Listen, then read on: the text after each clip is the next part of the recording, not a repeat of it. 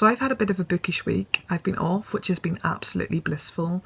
I took part in the autumn readathon, which I really enjoyed, and I'm in the middle of showing you one of my days in which I took myself out for breakfast, read a little bit, took a couple of buses, read a little bit more, and then I arrived at the Dulwich Picture Gallery to see the Tove Jansson exhibition.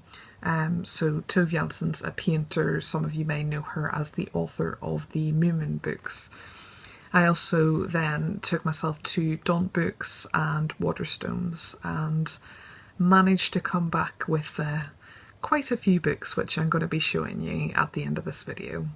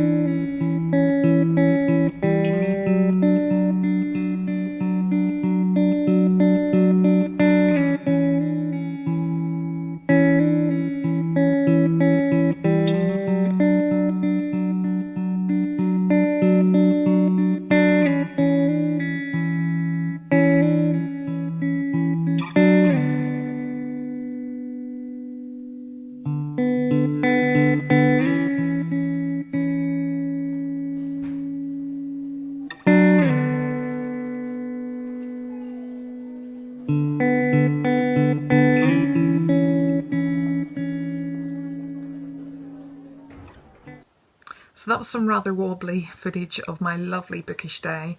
I went to the Dulwich Picture Gallery to see the Tove Jansson exhibition.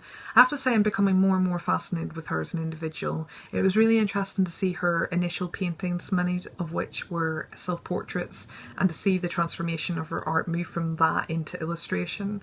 So I got to see some of her illustrations of Alice in Wonderland, The Hobbit, and of course the Moomins, which is what most people associate her with, including me. I mostly knew her for the Moomins and for, I have this book, the summer book, and there's also the winter book, which I really want to pick up for winter this year.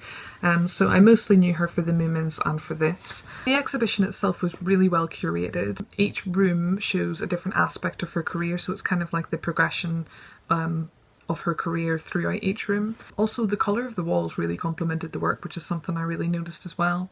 And then after the exhibition I went to a couple of bookshops, and I have a bit of a book haul to show you, which was accidental because I should not be buying any books. I have far too many unread books already. The eternal struggle. But yes, here we go. So the first book I picked up was, of course, a Moomins book. I had to. I went to see the exhibition and then I just really wanted to pick one of these up.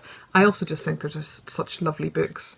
I've never read any. I only ever watched it as a child, so I'm quite intrigued to see what it's like to read. I feel like it's going to be such a lovely, heartwarming type of book. I'm probably going to read it in December because work is going to be hectic, and I feel like children's books are probably a bit of a must during that time. Waterstones are also partnering with Oxfam at the minute, so all proceeds of The Invisible Child and the Fir Tree are currently going to Oxfam.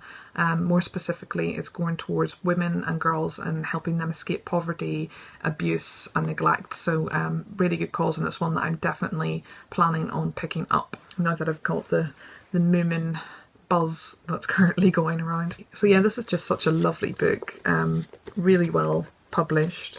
Like inside, I just have to show you this. There's a map, and I love books with maps, but it folds out as well. It's just lovely. So yeah, I'm really, really looking forward to this. The next book that I picked up was Dream Story by Arthur Schnitzler. I picked this up purely because of the cover, and then I read the back and was drawn in instantly. This is one that is about a married couple, and they start to talk about their wildest sexual fantasies. So it's quite an erotic work, but I think it's going to be really well written. It's translated, and it's also the book that inspired the film Eyes Wide Shut. So I'm definitely intrigued to see what this one's going to be like. It's quite a thin one. I'm usually drawn towards thinner books. I do really like novellas. I feel like so many of them can pack such a punch, sometimes even more than longer books, so I'm quite looking forward to this one. But yeah, I really love that cover. The next one that I picked up was Marrow by Yan Lianke. So this is translated from the Chinese. It's about a family in which the children are all mentally impaired, and a cure comes along for the curse that they have, but it comes at a price. So I feel like this is going to be quite a dark, quite a sad read. I have high hopes for it. I really like the cover as well. Also another thin one, which I enjoy. So the next one I picked up was The Doll's Alphabet by Camilla Grudova. So this is in the Fitzcarraldo editions. I've got one of their other books, which is Compass, which I read I think last year. It was shortlisted or longlisted for the Man Booker International Prize, and I thought it was brilliant. So I really trust the Fitzcarraldo editions in terms of them producing really, really strong, well-written works of literature. So I was drawn to this one because I was intrigued by the title. And then on the back, it says that this is written in the tradition of Angela Carter and Margaret Atwood. So tick for the title, tick for that comparison. And then I decided to read the first sentence, which I'm going to read to you, which is: one afternoon, after finishing a cup of coffee in her living room, Greta discovered how to unstitch herself. So all of that just made me really need this book in my life, so I'm really looking forward to this one.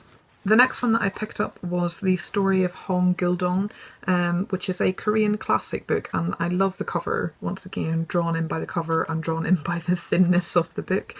So this is the story of a character who is recognised as a second-class citizen, and it's essentially about how he rebels against this. So it's a bit of an adventure underdog story, but I'm really looking forward to getting a bit of a glimpse into a culture that is kind of unfamiliar to me. So yeah, definitely looking forward to this one.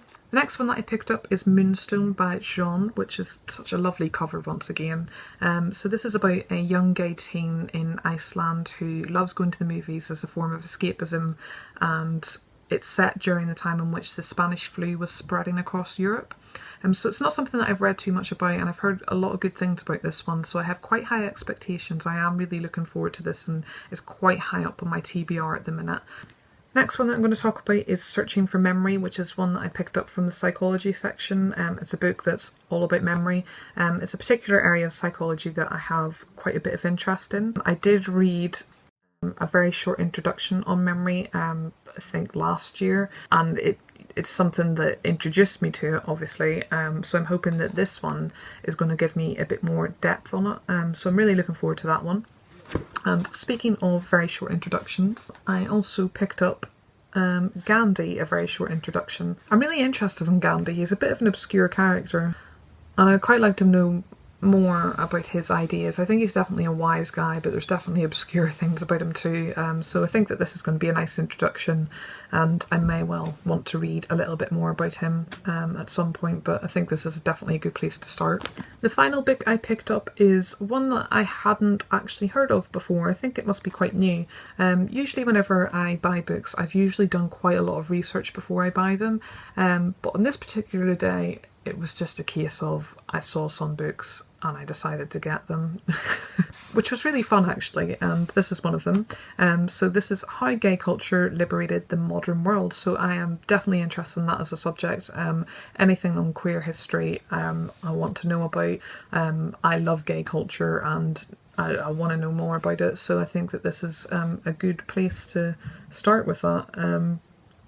And it's the first one that I've shown today that actually looks a little bit more substantial in size.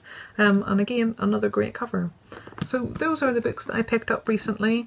Definitely wasn't allowed to buy any more books, but whatever, I did do it and can't help it.